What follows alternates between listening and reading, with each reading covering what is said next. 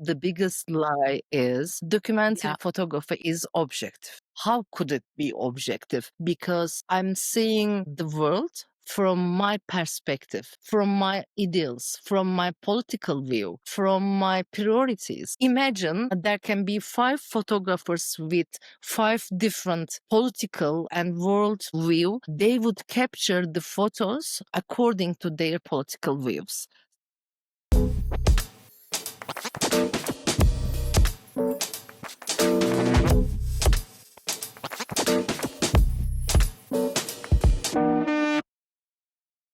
Okay, so welcome back, everybody, to a new episode of Eyeshot 50mm. And today we're sitting down with Dilek Yurdakul, documentary photographer and lawyer whose work navigates the fragile space between ethics, justice, and image making. Her work, her long-term documentary projects span social justice, human rights, and the human connection we all share. So welcome, Dilek, and it's so nice to see you face to face. Thank you, dear. Yes, it's so nice to see you face to face after a long time, and appreciate you so much for hosting me here today. Thank you.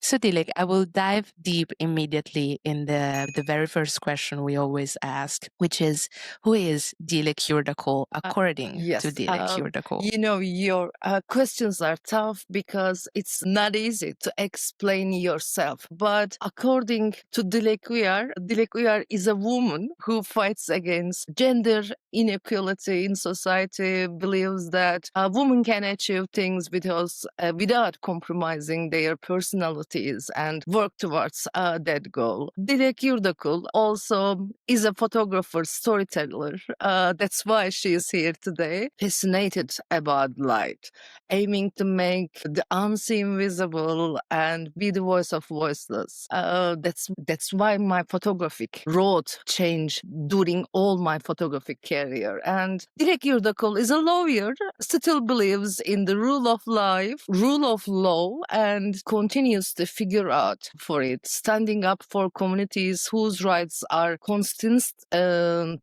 ignored, especially in my country. Also a mother of 2 who misses them too much, and still a child, no matter she has 2 children, still believes in miracles, and that in a world where evil is so widespread, refusing to become like it is the greatest form of the residence and also the greatest gain, actually. Okay. I like this introduction. It's very fulfilling of everything of yourself. So thank you for that.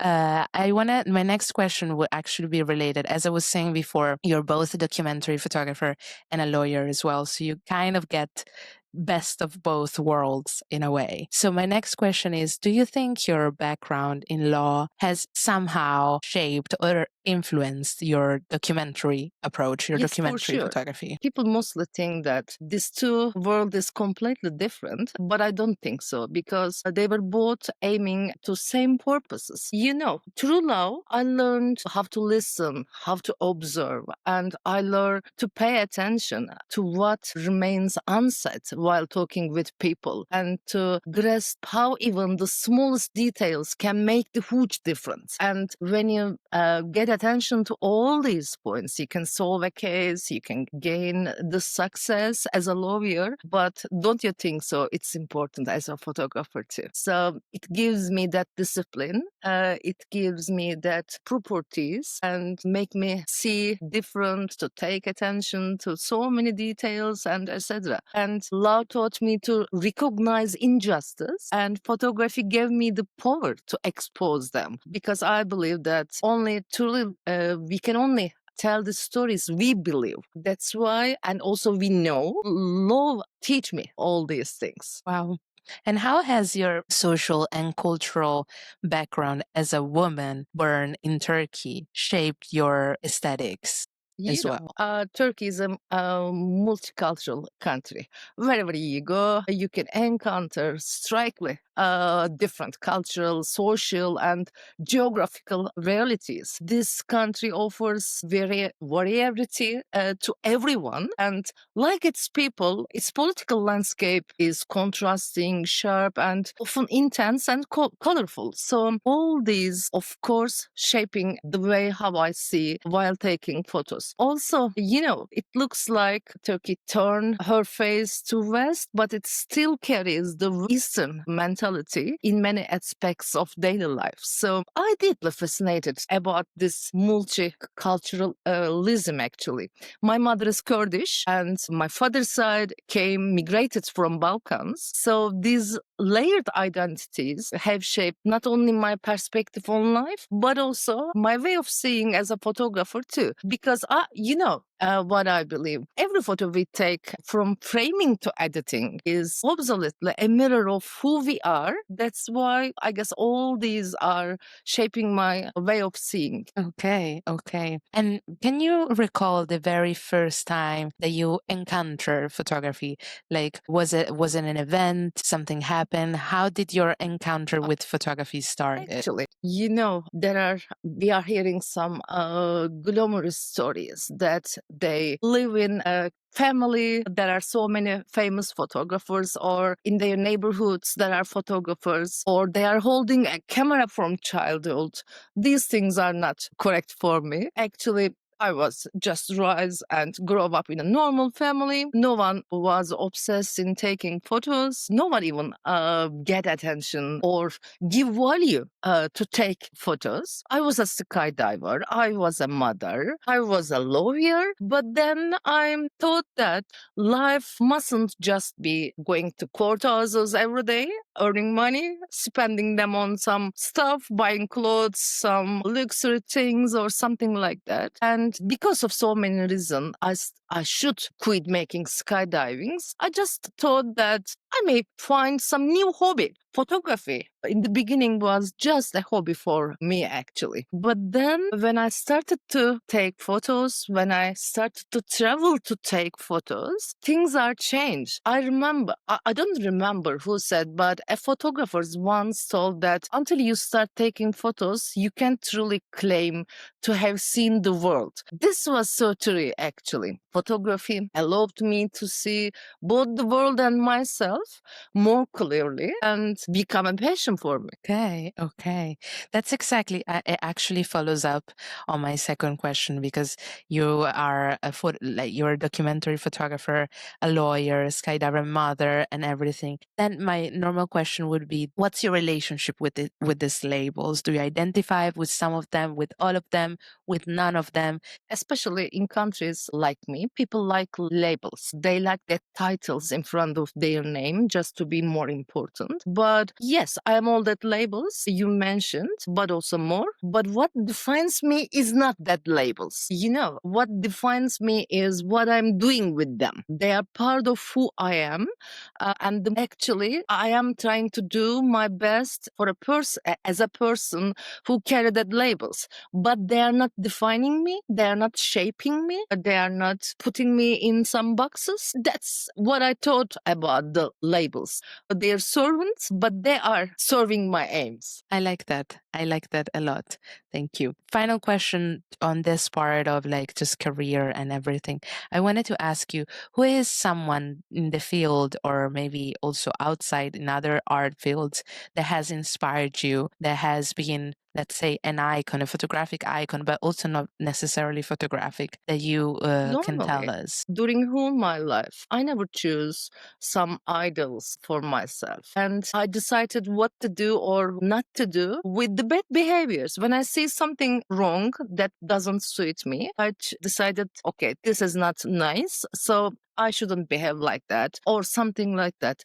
But in photography, there are so many amazing names, but two names have a unique place in my life. One of them is Eugene Smith. I love his Minamoto photos and also the Village Doctor series. And I love how he spent time just to be one of them, because I believe that so much in photography, the importance of that points in photography. And also Henry Cartier-Bresson. how he used the geometry in the photos. And probably that's why I'm trying to combine all their best parts in my photography too. Okay. Now I want to dive deeper because this is a very fascinating topic for me as well, and I'm sure for you as well, on the topic of being a woman in documentary photography. You know, documentary photography, as many other fields as well, is a very much male dominated field. So my question would be, how do you navigate this field as a woman with all the risks as well, if I can say that, and challenges tied to our identities You know, as women? being a woman is challenging, not in documentary photography, but in all fields of life, not just in photography. So, after realizing these during whole your life, I choose to focus on the advantages of being a woman, not the disadvantages. And as a woman, we have so many advantages to make documentary stories. But yes, because this world is a man dominated area, it's hard to make your things visible. It's hard to reach some publishers to make them publish, blah, blah. But you know, we are taking photos better than so many males because of our gender characteristic properties. So I just want to focus on the best part of being woman and to create some strong works as a woman. So yes, I know people always focus on disadvantages, but this is better in my opinion. In countries like my country, as a male photographer, it's not easy to knock a family's house if the man is not at home at that time and go inside and take the woman's photos. They mostly don't allow this. So many countries, especially in Asia and the Middle Eastern, this is like that. But as a woman, I'm so free, so I can knock the door, I can take their photos, I can be easily in their family, in their life, and it opens me so many doors. Yes, there are some risks like not being alone in rural parts of some places at night, blah, blah, blah. But you know, we always have some fixers or some local guides with us when we even go different cities to make things easy to reach the places or the spots we want easily. So this is not the problem. The problem is not while taking the photos. We have advantages while taking photos, but the problem is while making them more visible, while trying to reach the magazines or the other parts. Okay. And what is a piece of advice that you would give to a young woman wanting to start a career or like a path in documentary photography? What do you think, or maybe what would have liked to hear from someone else when you were starting? You know, we women have some unique and completely different characteristics from men's. So we need to keep them. We don't need to change our way of seeing just because they want that from us. Without compromising your ideas or without leaving the characteristic things you have, you can also get success.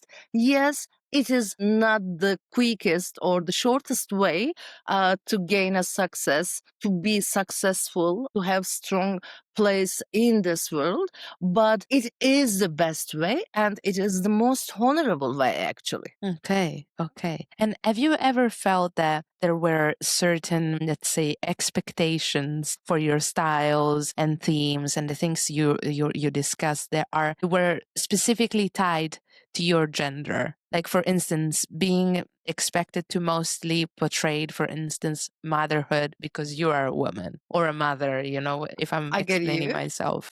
Yes, people are sometimes expecting you to make things like that or to take some good looking photos like landscape or something like that and don't want you to take photos about these important issues, about social issues. But you know, who cares them? Because I'm not taking photos for people's wills. I'm taking photos for myself and to make a difference, to show something. Actually, I experienced so many interesting things when I first started to share my cancer project photos on Instagram. Even a professor, a doctor, came and made a comment. I don't want to see these kinds of photos because they want to see beautiful travel photos, beautiful landscape, and mostly beautiful woman or motherhood things, something like that. But no, you can shape me. I have a character, and this is what documentary photography is. This is why it's sharply different from that genres. Yes, I know how to take that photos, and if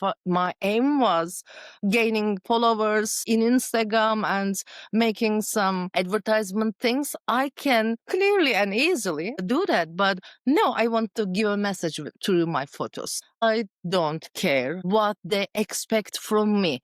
It's important what I want to do with my photography. Okay. In one of your TEDx talk, you talked about saying yes to change as a woman. So my next question would be, in what instances do you feel you have said yes to change as a woman in your photography career? If you could compare the concept and also maybe explain the concept that you were Yes. referring to. I didn't just focus on photography, just also talk about how I changed my whole life because, our priorities were determined by society in these kinds of countries and you should obey that priorities. So taking photography was at the bottom of that priorities list, but I said yes to change and make everything different. And in photography, that's happened too, because I started my photography career just as a hobby and I was just taking travel photos. I was just trying to create some photos, some good looking photos. Yes, I did it. I get so many awards as a travel photographer at that time. Also winning Net Geo was one of that. But after a while, I started to question why I'm taking photos. Is it just for fun? Is it just for showing these on social media platforms and getting applause or likes? Or should my photography also give some messages? Also, I actually started to question too many things and trying to find an aim for photography. And then I realized documentary photography can actually make this. It can make a difference. It can give messages. It can take eye on some important social issues. So my photographic journey changed actually. It was a risk, yes, because people were used to see some travel photos, some street photos from me, but then they started to see photos from hospital, photos of cancer patients, photos of workers, blah, blah, so many different things. It was a little bit risky if you focused on just gaining likes and followers on social media platforms, but it wasn't my aim. So I'm so happy. Actually, this also helped me so much because I always believe that to be a good documentary photographer, you should also be good at taking street photos, taking travel photos, taking portraits, and also taking landscapes. You should really know the dynamics of all these photographic areas and combine a story with your photo project. So I'm happy being on this road. Okay, Dilek, the next question I have dives a little bit deeper into your editing, post-production, and all those technical tools that a photographer uses. So the very first question would be, how do you approach post-production? How much post-production do you do? Do you try to keep your photo as raw as possible? How does it work for you? Actually, I'm not good at editing photos. I'm not good at deleting something, putting something new on my photography. And that's why I'm happy I'm a documentary photography because, this is not a lot. And so I just making a little bit contrast, saturation or lightening things, stuffs. And I'm obsessed with distortion in photos. So if I see some distortion, I'm trying to correct it. That's all. So some photographers are spending just a few minutes on file and then hours or days on editing, but it's vice versa for me. I'm trying to take a good and strong photo for hours on file just to get the perfect one. But the editing is just a few minutes or maximum 5 minutes for me. Right. And for you, post production, is it more about correcting, which I guess that's also what you said, or more about visual language? Like, how much do you think it influences the final result? Also, maybe not just for you, but also in general for other photographers, for what you have I seen see that, so far. especially I did the same thing actually. In the beginning of my photography career, I even don't know how to make that tiny little things too. And my friends were editing my photos. But then I realized editing also has a unique language. So a photographer should edit their photos, making more contrast or lowering the contrast, making photos more saturated or desaturate the photos is also about the photos, about the story, about how you want to tell that stories. That's why no one is editing my photo project photos. I'm editing them because I know how I want to explain the things through editing actually. Yeah. Okay, so you do everything on your own. That's perfect. That's exactly what I wanted to ask you later, but you anticipated me. So great. I like that. And in terms of editing, what is that drives you more? Like emotion, narrative, the storytelling? What is it that guides your way of doing the aesthetic part of photography? I believe that photography, every photos actually, no matter they are documentary or not, or photojournalistic works, should be strong in aesthetic ways. You know why? If a photo is not an eye-catching photo, is not strong in aesthetic aspects, no one would read the caption. So I believe that the photo should be strong, first of all, even in photojournalism. And then you can reach so many viewers. You can make difference with your photos. And editing is a part of it. But we are not making the yellows red. We are not putting light beams on the photo if there is no light beams. What we are doing is just making something more visible or invisible. This is the only thing. And I like, honestly, it's like my signature. I love darken and lighten effects on photos. It makes photos more dramatic and sometimes more, sometimes less, but I'm using that. I'm trying to make the border of the frame a little bit darker and give light more on the subject just to make it more effective, more dramatic, to take the attention from the viewers. Okay. And how do you recognize which images Uh-huh. actually speak, even if it's beautiful and like very well composed, very well executed? But how do you recognize, okay, that's the picture I want to have in my series? How does it Normally, work? sometimes while I'm working on a photo project, I'm going to file with some photos in my mind. I'm thinking before that it would be better if I take some photos like this or something like that. But sometimes I'm getting them, but sometimes unexpected. Something unusual happening, and you are getting a different photo that you never expect. It's just about the feeling. Sometimes, you have that feeling when you click. You said, yes, I get it. Whenever I feel that, I know that I have something good. And as a photographer, it's coming from inside, I guess. You know, when you get that click and it makes you happy. And actually, you know what's happening. If I get that click, I'm just stopping everything, just sitting, lighting cigarettes. Okay, I get it. That's okay. That's good. Today was good. It's happening like that, just coming from inside. And when you just click that photo. Okay, interesting. Very, very interesting. Now I would like to move into a different topic as well, which is more about photojournalism, how to start, and like, the main challenges. Because you have been working also on assignment, if I'm not mistaken, right?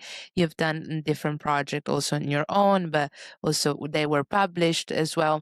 So the very first question I want to ask you is, how does planning for documentary work works for you? How do you start? What's your, like, do you do some research before on the field? field, on the place you're going, the people you're meeting? Yes. How does it work? Research is a must at the beginning of a project, because you should have knowledge about what you're gonna do and learn the details of the topic.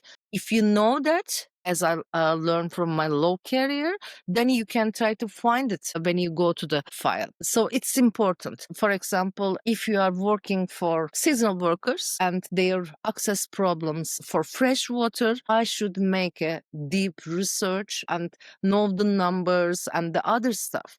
If I want to make a project about sustainability for example, metal recycling, I need to learn the details, how it works, is it useful or not, what is the advantages, what are the disadvantages, blah, blah, blah. But then it is not enough, because what I see is making all these research is not enough. When you go to the field, you can face or learn so many new things that are not written in anywhere. It's also changing, it's a little bit path sometimes during your project file work. First of all, the research is important, but then the relationships are important. You should find the right persons to connect with the people or with the subjects you want to focus. And also sometimes in some photo projects, you should get permission to be in some places, in some factories or something like that. So it is important. And, I decided to go to another city for a photo project, and we'll gonna find some places to take photos, but I need a local guide because they know where all these things are for me that will work for my projects.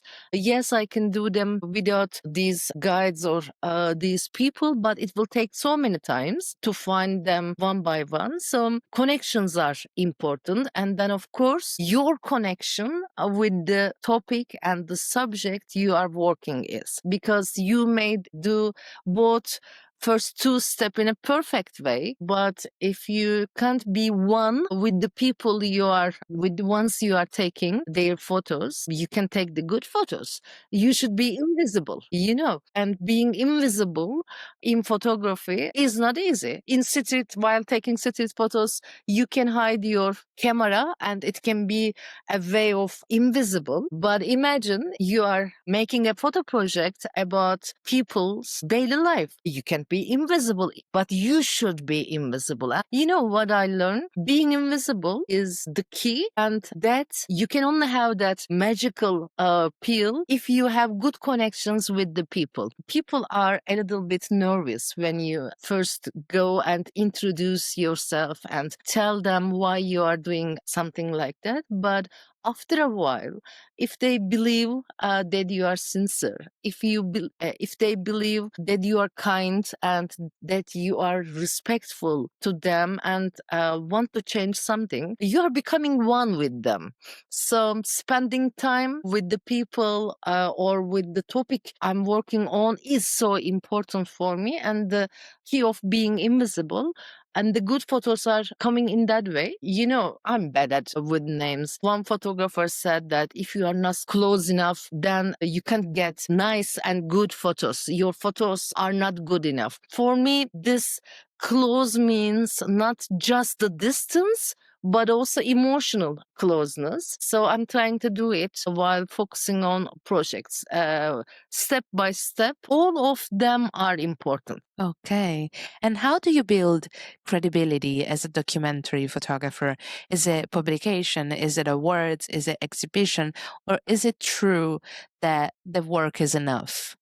Because many people may ask themselves this, right? How to start a career. So how do you build your credibility? What do you Things were think? not actually same with so many people in my career. Because I was a lawyer, I don't need to earn money for a living from photography. So what was important for me was just taking photos. But we are seeing so many people and the egos are too high and everyone thinks that their works are amazing. So, what is the criteria that makes your work strong or powerful? And imagine I was a single drop in an ocean in the beginning of my career and don't know anyone. I was questioning if my works are good or not. So the awards are important actually for many people in the beginning of their career because the judges are so renew names. They are successful in this world and they are choosing your photo between so many hundreds of photos. And when you get awarded in some prestigious contest, I'm not talking about Instagram contest or something like that because so many people are making Instagram photo contests and that's not giving you any credit. But when you start to get success in these awards, people are getting attention to you and to your works. And then publications came and then the exhibitions came. These are important, especially if you are a woman and if you don't want to gain from your principles. It was important. People were thinking that you are a woman, you can do anything, you can get success by yourself. But no, I'm a woman. If I work enough, I don't need to leave my principles. I can get success, and this is what I did. And after you started to get that awards and visibility in exhibitions, publications, and the awards, people are respecting you more and more doors are opening to you. Sure, correct. Absolutely.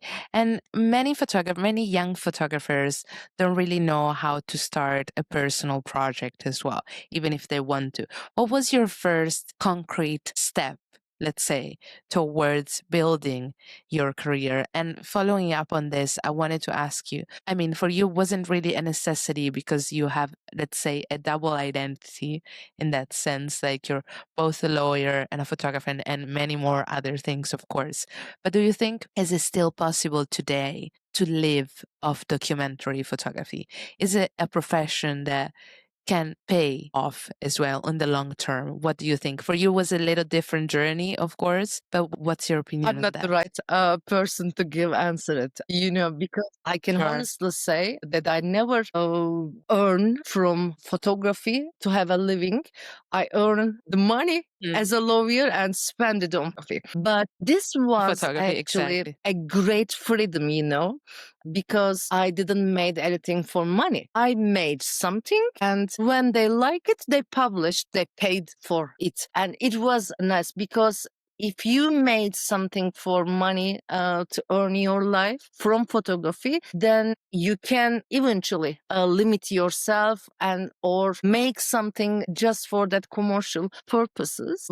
But I'm visiting so many different places in all over the world and joining some exhibitions. Even I talked with journalists, they are saying find a job for yourself for a living to pay your bills and take photos because it's not easy to make a living with photography actually. It was not a few years ago when the NFT world was nice. People were selling their photos as a crypto, but it's also over. So we all need, I guess, something different for a living and continue taking photos. Exactly, exactly. My next question relates to a little bit more to photojournalism because classic photojournalism, we can say, is in crisis, but documentary photography is, let's say, rising in new forms as well. Where do you see space for those who want to pursue this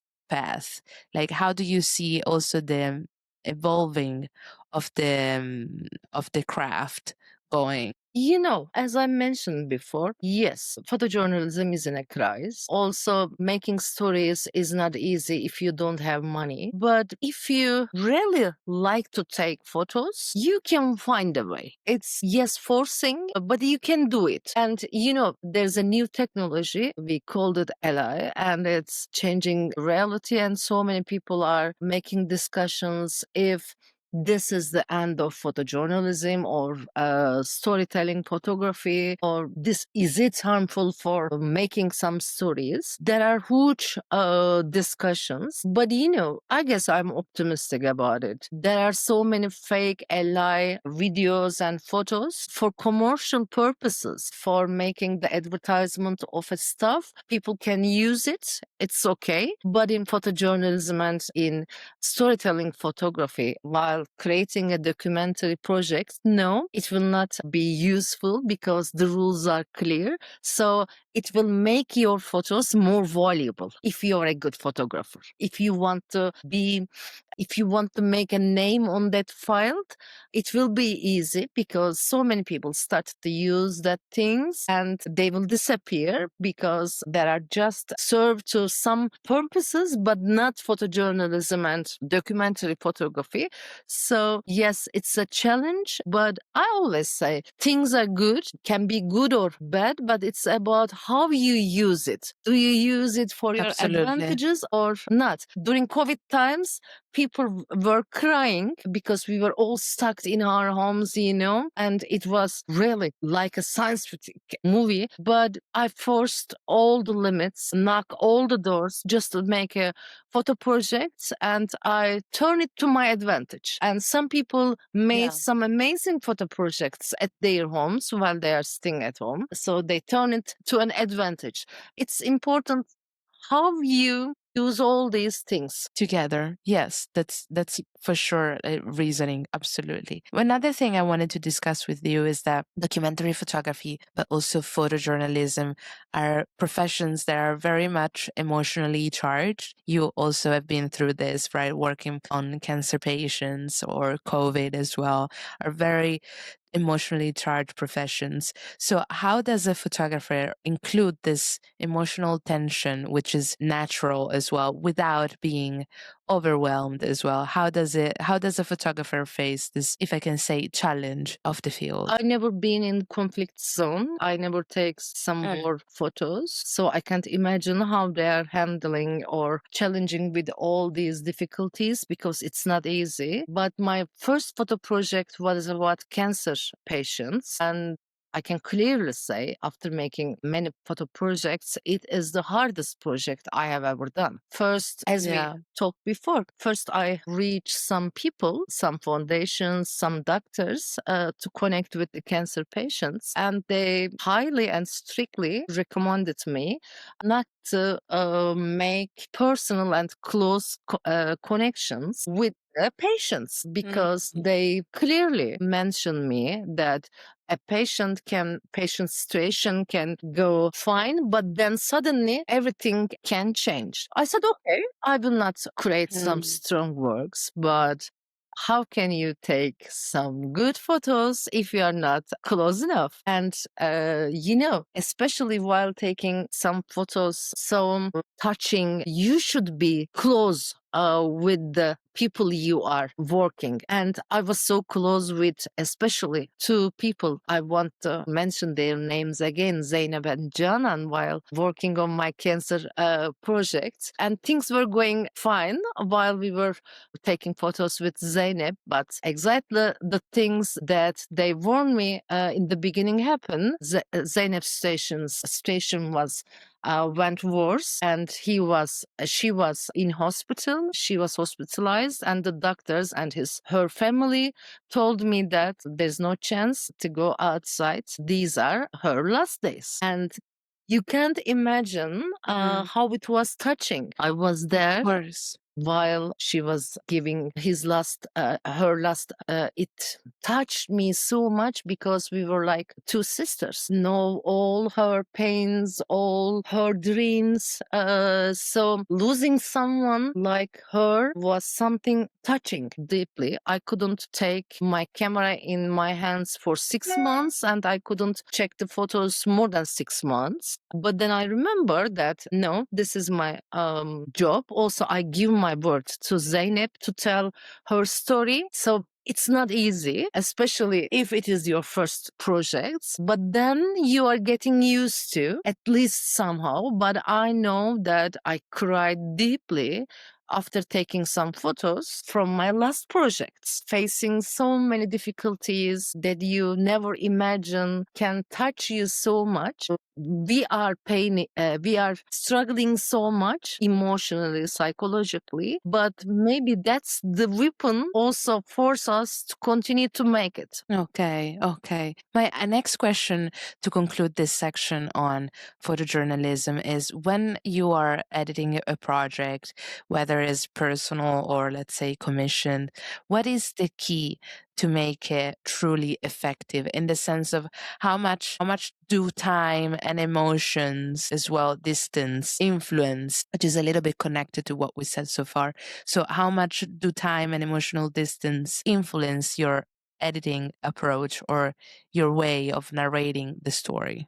Sometimes my psychological connections, of course, changing the way I look the photos or the whole projects. You know, our noises are the part of our face and so close to our eyes, but it's impossible to see it. So this can happen sometimes. When you are so close, it can make you not to see something clearly. And sometimes a photo is just coming a little bit easily, but for some of them, you are trying so many, putting so many effort on it. So all these things can change the way you are looking at photo. That's why for choosing the photos, I'm asking some of my friends' opinions, and we are making huge discussions about why that one, but not that one, or something like that. But while editing, it's not that much critic for me because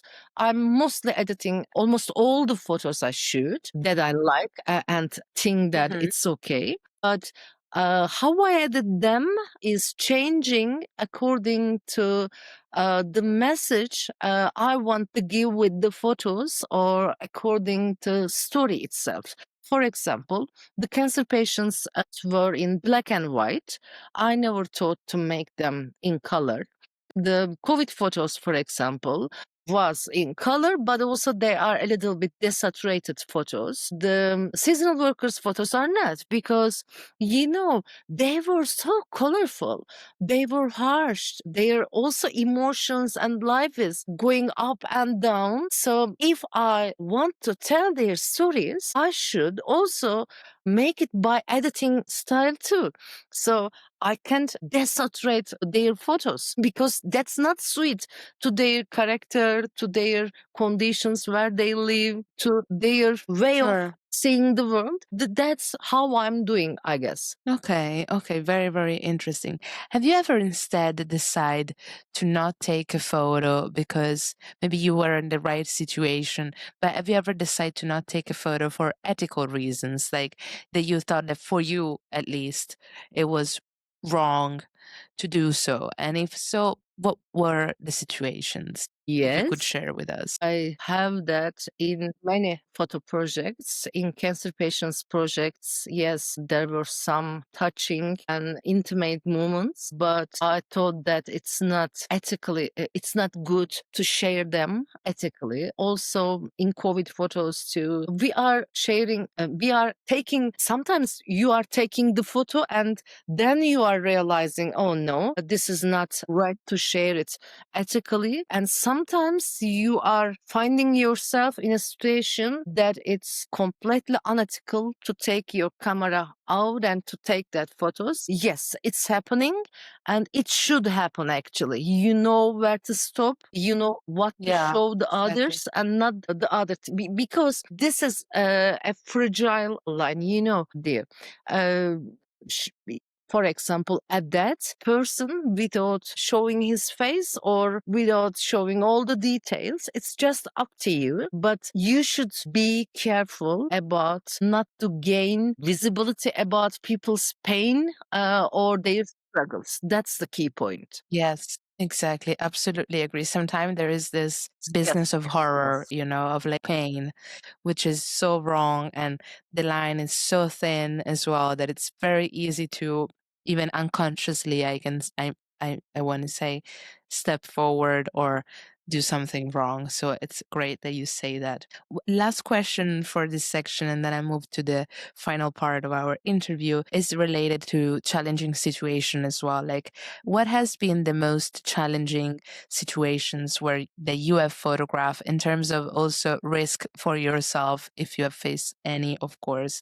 Was it the environment? Was the subject? Was in the personal work also It's involved? changing according to projects you have done actually. In my cancer projects, cultural things and intimacy was a huge challenge. And it's not easy to take photos in a country like Turkey because people don't want to show their illness.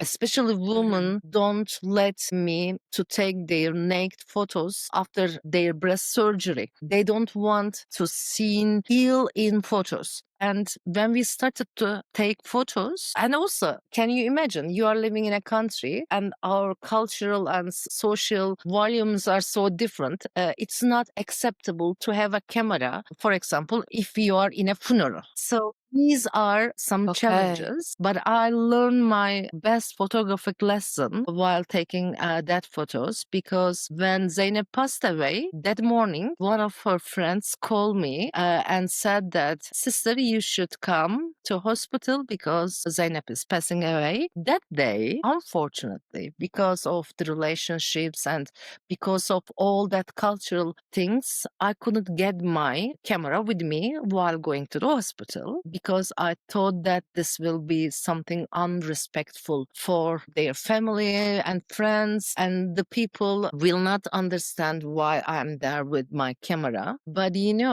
when Zainab's mother saw me in front of the room, she asked me, where is your camera? And there were tears in my eyes. Wow. I said, sister, I couldn't bring my camera with me because this is her last minutes and I don't want to disturb the others. But she said that you promise her, you give your word to tell her story, everybody. So it was like a huge slap on my face. You can't imagine how I feel. And then I shoot some photos with my phone during her last minutes. So it's not important what's your camera, but taking them is important. So yes, it was so challenging for me because calculating all these social and cultural things was not easy. During COVID, it was not Of easy course. not to get infected. So I was so close and I was there in the beginning of COVID, not the end of it or in the middle. There were no vaccine, there were no Mhm. medicine at that time, but I was in intensive care unit. And while taking some other projects, I feel that I'm gonna die here from heart attack after all these hard weather conditions and something like that. These are changing. Every project have Mm. its own and unique difficulties, but it's nice to handle all of these at the end. Absolutely, absolutely. Thank you. It was a beautiful journey through this project. So I truly thank you for that, especially for their emotional depth and resonance as well. So I'm glad you're here and you made it through with everything. So that really it's an honor as well. To switch gears a little bit and have a little bit something different to discuss, I wanted to ask you, how do you think, we live in a very rapid, fast internet age that definitely has defined a lot of our behaviors and also photography in that sense. How do you think social media, if they have made documentary photography stronger, weaker, or maybe stayed the same? What's your opinion on that? Do you think do they have an impact on documentary Yes, of photography or course. not? They have impact because if we aim to reach so many people and if we want to make a difference by telling the stories of people that are unheard or unseen, yes, social media is important. But as we mentioned before, the pain horn or the death porn is not acceptable in my opinion. And how you use Yeah. social media is important to represent your works there. And also sometimes the number of your followers affect the people when you are taking photos. I see that this summer while taking the seasonal workers photos, when they check my Instagram account, they said, wow, you have quite fine followers. And then they thought that it will be something nice. So there are different aspects, but I believe that it is important to make your works visible because it's not easy to reach so many publishers, magazines, especially in the beginning of your career. But using your social media to reach them can be another way. You know what I think, both for social media, ally, it's like a knife. Imagine you can use that knife to slice the bread and to give every piece of it who is suffering from hunger, or you can use that knife to kill Yeah. a man. So it's important how you use it and what is your purpose actually. Okay. And do you think photographers today shoot more for online visibility rather than meaning? Because you know what started to important after social media: likes, visibility, number of followers, how many comments you get become important, and most people started to take photos just for their visibility, not the subjects or people's visibility, just their own visibility, Yeah, but the meaning disappear. And what important for me is searching the meaning, using photography for some purposes to change something or to make a difference. That's why I started to take documentary photos. That's why I'm telling myself I'm a documentary storyteller. But when they started to make photography just to be visible, then we are losing that meaning, I guess. And it's a little bit pity, but yeah, there yeah, will always be people like this. Probably they will get more visibility than us, but it's okay because we are not doing this for visibility, but we are doing this to give a message, to exactly. make some tiny little changes if we can through our photos. Exactly. And as you were saying before, Yes. give voice to the voiceless, which I really like that. So I'll pick up on that. And we were mentioning this a little bit before. We were talking about AI a bit. And I wanted to ask you, do you think AI is threatening the credibility of photography, or does it maybe force us to I don't think so. reconsidering it? Yes, I know people are continuously discussing on it. Yes, Mm, if you are taking landscape photos, if you are taking portraits or some commercial things, yes, people are using it and making differences or making it more effective by using AI.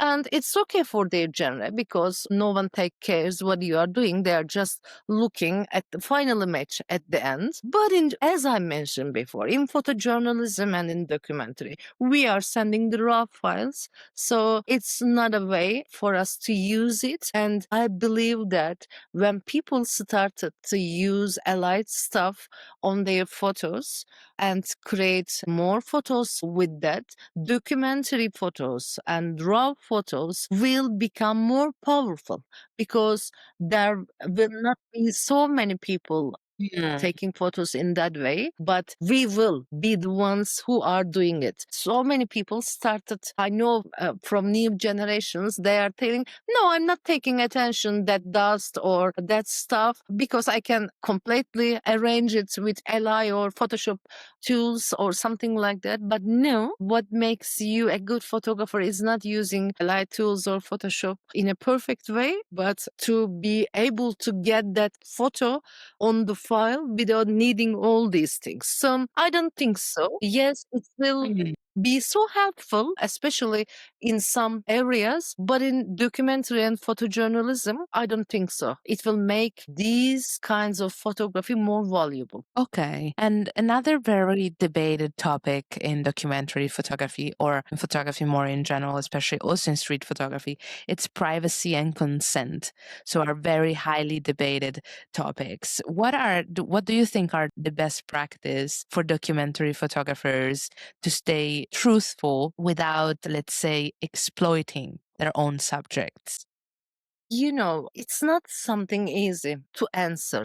First of all, you should be honest to yourself while creating a photo story because I'm seeing that Yeah, people are taking photos, taking stage photos, even with their friends. They are making something stupid things and taking the photos and serving it as it is not a stage photo, like it's a completely random documentary photo. But you can do it one time or two time, then people will realize what you are doing. So it's important to be honest to yourself, first of all, and then taking photos and telling the stories in that way is important, in my opinion. absolutely agreed. Absolutely agree. It Yes, always starts with you, right? Everything in yes. someone's life always That's starts why I with believe the yourself. power of woman. Yes, people use that Exactly.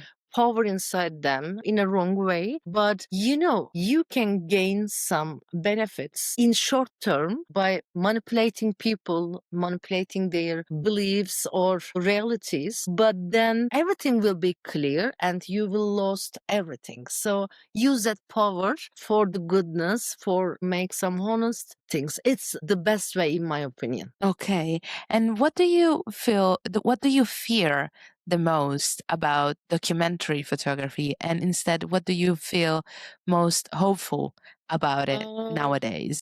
Having economical benefit actually the Mm. most powerful fear for me because I can handle all the things while taking photos, while creating a project, but just a question mark for you, for me, and for all the viewers. If we can't get enough money for a living from photography, how can we survive, continue making stories like that? Absolutely. I will leave it like that and we'll see what the audience also feel like. So that's a very open question that I really, really like. Final one, Dilek, is if you were Mhm. starting today, would you For still choose sure. documentary If I photography? would start today from the beginning, actually, I would Yeah. start making photo project from the beginning because I thought that I was last. It takes a long time for me to start making photo projects. Yes, I still love taking street photos. I still love taking travel photos, some landscapes, but creating a story is something amazing, something that feed your soul so much. Okay. Okay. Dilek, we're actually done with this first part. So I'm very happy we had this talk and I hope I made you feel comfortable as much as you made me feel comfortable. So I thank you so much for everything we've shared. And it's been such a beautiful, beautiful journey. And everything you said truly touched me. And Thank you thank you so again. much for this opportunity. It was so fun. And we'll see everybody in part two. See So you thank you soon. and see you soon. Welcome back, everybody, to the second part of this interview, which is the unfiltered part. The unfiltered part is the raw, unscripted format that we always do with our interviewees. And it's a funny and interesting way to just light up the mood and have some fun. So, Dilek, the very first game we'll play today is this rapid fire question. So I will ask you a couple of questions and you just, without overthinking, say whatever Let's comes to your mind. So the first question is 3 words to describe three words yourself. to describe myself. Hardworking, stubborn sometimes, and hard to explain yourself, and finding the right words for you. Yes, hardworking, stubborn, and jealous. I like that. I like that at all. Have you ever thought Yes. about quitting I did. photography? We were in Pakistan and I was taking the brick cleans photos. Actually, I was there just because one of my friends just asked me to join her visit. And the purpose was taking some travel photos. But after seeing that there's a huge story in Brooklyn's, I wanted to shoot their story because I also did my master degree in social security law. We don't have so much time. It was just 1.5 day. The weather was more than almost 50 centigrade degrees. The dust was, it's not easy to explain it. It's so hard to even breathe without mask. I spent 1.5 day there. Yeah. And when I went to the hotel room, I was questioning why I'm taking photos, why I'm spending that much money instead of going to Bali, Italy, or something like that and make a holiday like a princess or something like that. Because it really pushed all Yeah. my limits at that time. But then I'm turning the same point because I'm taking photos to change something, to be voice of voiceless, to make invisible visible. And this is the meaning of photography for me. So it's just came on my mind at that times, but then passed again. Way amazing. What scares you the most? Failure or indifference? Indifference. Okay. I will ask you to rank these three aspects of a photograph in order of importance for you: light, I can composition, divide and them. subject. Because imagine it's the legs of a table, and if one of them is a little bit shorter than the others, then the table will not be stable. So the most powerful photos, the unforgettable photos that we always remember include all these aspects in a perfect way. So I can choose one of them. Yes. Okay, like in a perfect balance, you would say. What's the worst advice you've ever received? Worst advice I have ever received: stop making these kinds of stuff and photography. Do make something commercial and gain a lot of money and get a little bit more bread. This was the worst advice I guess I get. Okay, and what's the best one you have ever received that you After really being in Net liked? Geo, I get so many critics from my country, but the best one was focusing on that she is just good at taking single photos, single strong photos, but she's not capable to make photo stories. So it was the most important one for me, and I said, yes, they're right. I started to make some photo stories, and it's completely changed so many things in my photographic journey. Okay. And what would lawyer Dilek tell photographer Dilek They if are they could talk continuously to each talking other? with both of them loves talking so much, but probably lawyer would tell the photographic one, resist where you are, don't quit what you want to do, just continue making what you are doing. I will support you as soon as I can. Oh, that's funny. That's actually very funny. Three movies you think every photographer should I watch. will tell more than 3 movies. Yes. Because I want to Yes. tell two great directors' name, Tarkovsky and Kieslowski. In my opinion, every photographer should watch all their movies because they will see what storytelling, how to use scenes. In my opinion, in movies, it's so important. Also, Bergman using colors, using some interesting frames. These are important, and this three director has a unique place in my photography, not just in a movie sector, but in my photography too. Wow, very, very interesting. Thank you for sharing that. If you could photograph any historical era from the past, what would you choose to You know, photograph? I guess it would be 10s or 16s because there were a huge difference between society. People were some part of the society were wearing so elegant clothes, but the others were struggling. So there was a huge contrast, a huge vibrance between that two. So it could be fantastic to photograph at that times. Okay. After all these years, what still makes you wanting to photograph? What's your photography reasoning?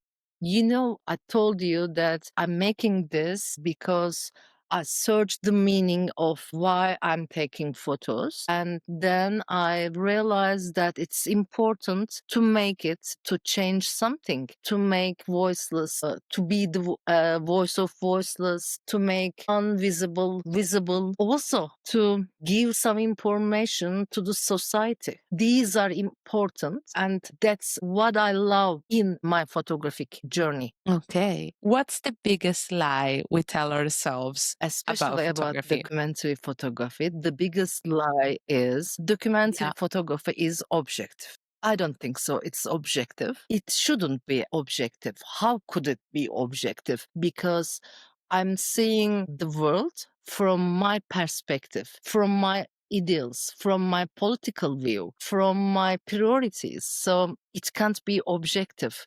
If, for example, I am an Israel supporter, I would never take the photos that we see from Gazan photographers. I would love to show some other skins. So also, I would never share them. For example, if I'm a strict Muslim photographer, I would try to show how that religion is amazing. But if I'm not believing Islam, or if I'm an Islam hater, Islamophobic photographer, I will show how they are disrespectful people. They can easily be some terrorists involved in terrorist actions or something like that. Even in the same, imagine there can be 5 photographers with 5 different political and world view. They would capture the photos according to their political views. So that's important. And that's why I don't believe that documentary photography is objective. Shaped with our way of seeing world, with our intellectual Yeah. background, and also with our political views. Yeah. Okay. Okay. What's your, I want to ask you another one then. What's your worst creative enemy? Playing some, I don't have any games in my phone, but there's one, and it's my creative enemy. Because sometimes when I have some trouble on focusing something, I'm just getting my phone and started to play with it, and then realizing that the hours are past. So that's the biggest one, I guess. Okay. Last one. What do I you believe believe in? in the power of people. They can do whatever they want with that power inside them. But the key question is how they use that power. Absolutely. Wow. Dilek, very last game, and then we'll be done with it, and is the this or that game. So I will give you 2 names, 2 photography icon names. You will have to choose between one or the other, and then I'll ask you another one, and then we'll go down to it Okay. until we find a winner, let's say. Okay, so the very first one would be Steve McCurry or Sebastião Salgado. Both are so good. Sorry, dear Steve McCurry, but I'm choosing Salgado. That's fair. Salgado. Salgado or You just Eugene Smith? That's so hard. Both of them are so good, but as I mentioned before, Yusha Smith has a unique Yeah. place in my heart. That's why it was a tricky one. I knew I would. Okay. Oh my God, you said it before. Okay, so Eugene Smith or Dorothea Lange? Yes, he's an amazing woman That's fair. photographer, but Yusha Smith. That's fair. Eugene Smith or James We Knopfler? met him in exposure this February, and he has amazing works. He's also an amazing guy. But so sorry, I will again choose Eugene Smith. That's come so early. That's the problem. Totally fair. You know, there's no offense taken. It's just a game. So everybody should be fine. Okay, so Eugene Smith or Mary Ellen Mark? No, yeah, people will say that she's a woman photographer, but she's not choosing them. But Eugene Smith again. Okay.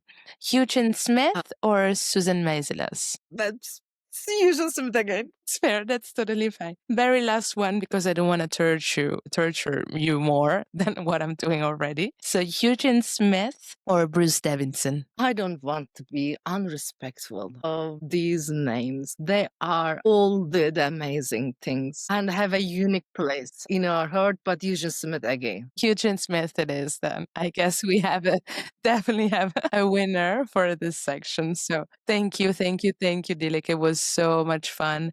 and it was so insightful for everything. And it was such a pleasure to have you here. So Thank thank you you. so Thank you much again. for making me comfortable during the whole session. Thank you so much for hosting me. Glad. It was great pleasure and honor to be here and to make this conversation with you. Thank you. Thank you again. Thank you. Thank you.